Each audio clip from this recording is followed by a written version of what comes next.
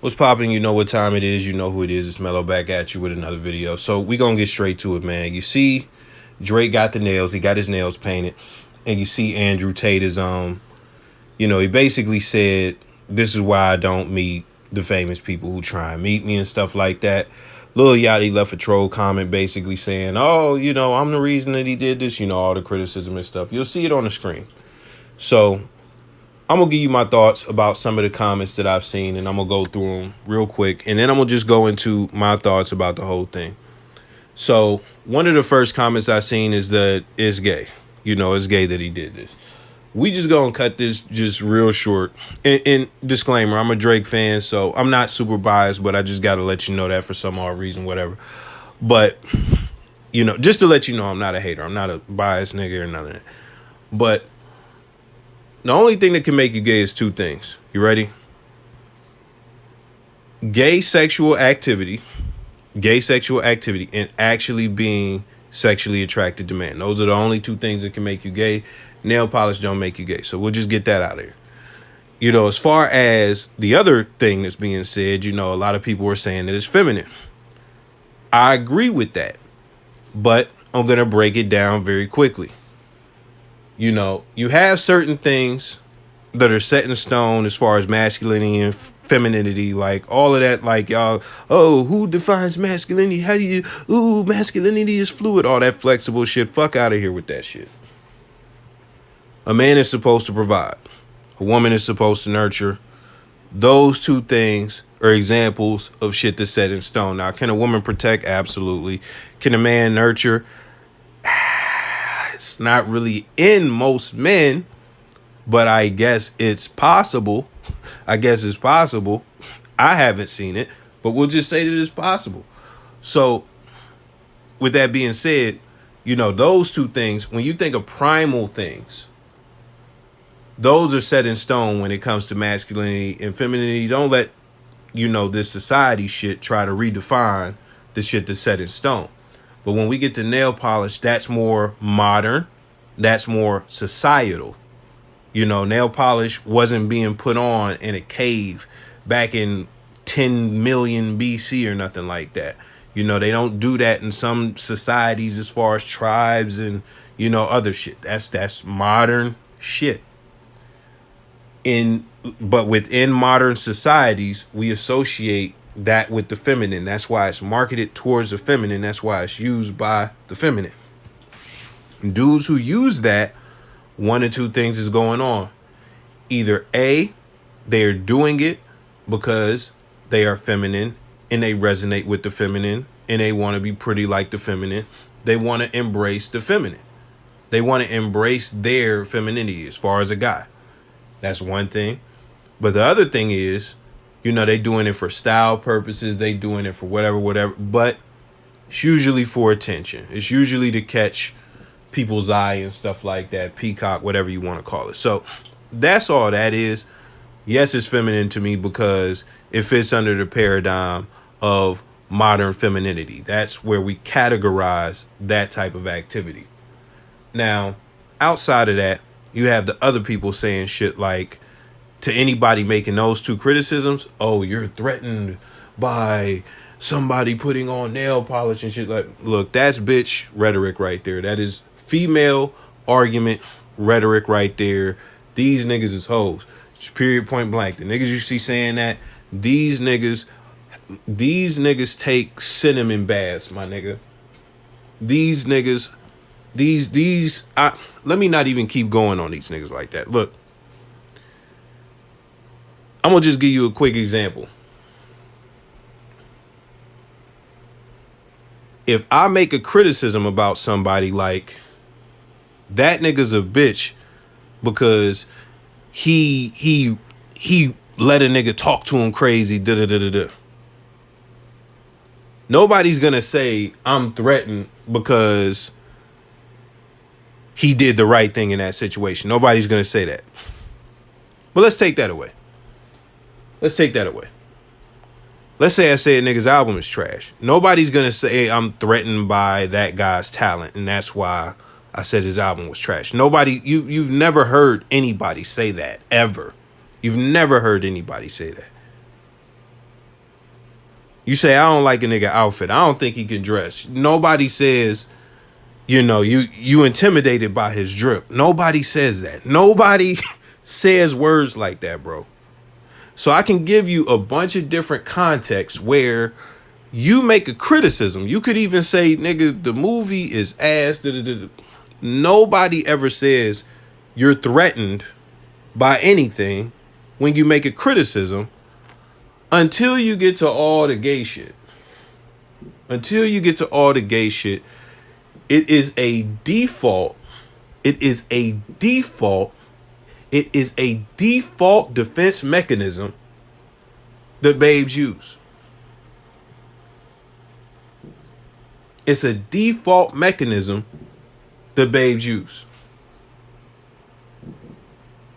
And I'm going to just keep it 500,000 with you. You could be disgusted by something, have a negative opinion about it, and they will try and say that you are threatened by that. They'll try to say your masculinity is threatened. They'll try to say like your manhood is threatened and stuff like that. Even if it's not disgusting, we'll just take it somewhere else. You could just say, I don't like female bosses. You don't even got to go that deep. I don't like this specific female boss. They will say something like, oh, you were threatened by her authority or some shit like that. That's what they do. In situations where they can't come up with a good argument, that's what they do. It does not hold weight. And I just keep it 500,000 a moment, because they like you could ask them to pretty much tell you how that holds weight, like pretty much explain where the threat is and how exactly I feel threatened. It's not a real threat.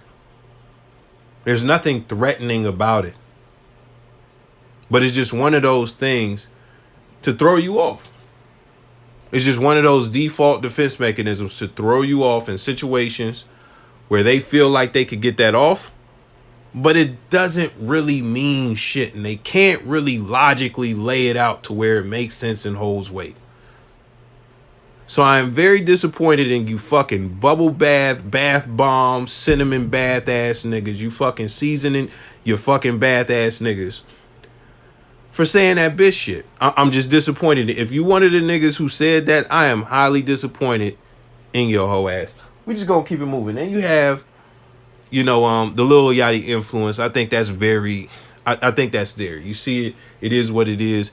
Lil Yachty said it himself. He was trolling, but it's the truth. Drake didn't get that nowhere but from him, because Lil Yachty been doing that for the longest, and he's the only rapper I know who's been doing that long. He been doing it for 3, 4, 5 years, something like that. MGK do it, but MGK is not influencing Drake. Let's just keep it real. MGK got that from the whole rock wave, because he on the rock star shit and all that stuff, even though he got back to rapping recently. So let's keep it moving. You then have Andrew Tate. Some people are saying who wanted me to sex trafficker, blah, blah, blah, all that stuff. Like, that's what they're saying in the comments. I'm not going to get into all of that. I will say, as far as Andrew Tate, I understand he's somebody like the Matrix is his narrative. The Matrix. If you believe in, air quotes, the Matrix, then you would believe that, rappers and singers and entertainers who are signed under these companies like Universal, Disney, and et cetera, you will believe that they are under control and that they are puppets. A good example of this, and I'm not going to go too deep because I'm not trying to get my YouTube taken down or nothing like that. This ain't the conspiracy corner. When LeBron said that stuff about China and stuff like that, LeBron apologized and all that later, and James Harden, like, I love China, man.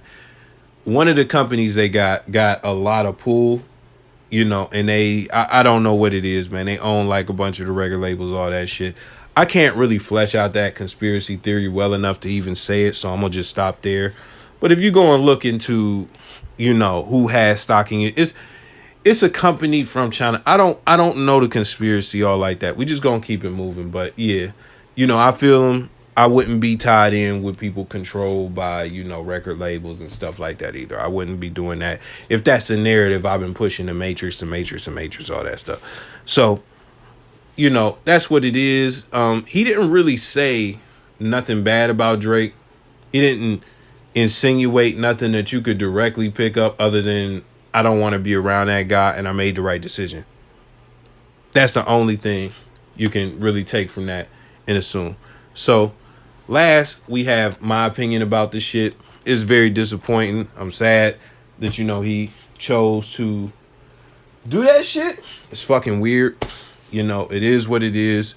I'm still gonna listen to the new album. I'm still gonna be a fan.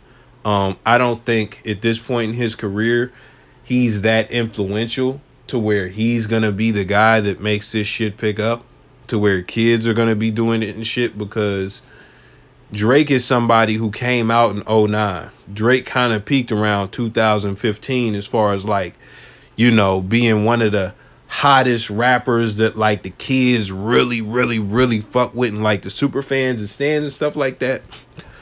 These new generations of kids, they not super fans of Drake because he's not representing the youth. When I was coming up, he represented the youth. So that's what it is. Like, people in my age bracket and people a little lower, like, it's just that range. It's a certain range from, like, 27-ish, maybe at the lowest, like 26 to 35. Like, that's where, like, the, oh, niggas is really OVO'd out, niggas is super fans. Like, that's the demographic that's gonna be that. You're not really gonna see a bunch of 19, 20, 21-year-olds super fanning out over Drake, like, without him being there. They more on the NBA Youngboy type shit. NBA Youngboy is a messiah. That's who they think is cool. I heard some little niggas say that NBA Youngboy and G Herbo brought Air Force Ones back. And we talking about, like, this was like 3-4 years ago. And the kids was like 15, 16 type shit. He said they brought him back. And I'm like, bro, Air Forces never left, but they haven't lived through, like, the 03 get me 2 per because I need 2 per. They wasn't around. They wasn't outside for that. Like, bro, the Air Force Ones is timeless. They never went nowhere. They never went out of style. You could always wear those. So it is what it is. But, you know, I don't think much of Drake wearing this shit. I think he trying to, you know, get attention. You know, some people said humiliation rituals and shit. Like, I don't do the conspiracy shit, so I should stop talking about that. But yeah, I don't know what to make of it, really. It's weird. It's weird, but I mean, keeping it 500,000 rappers been on a lot of weird shit lately. So it is what it is. You know, I hope this is a phase that just fades out very quickly. But yeah, I'm out.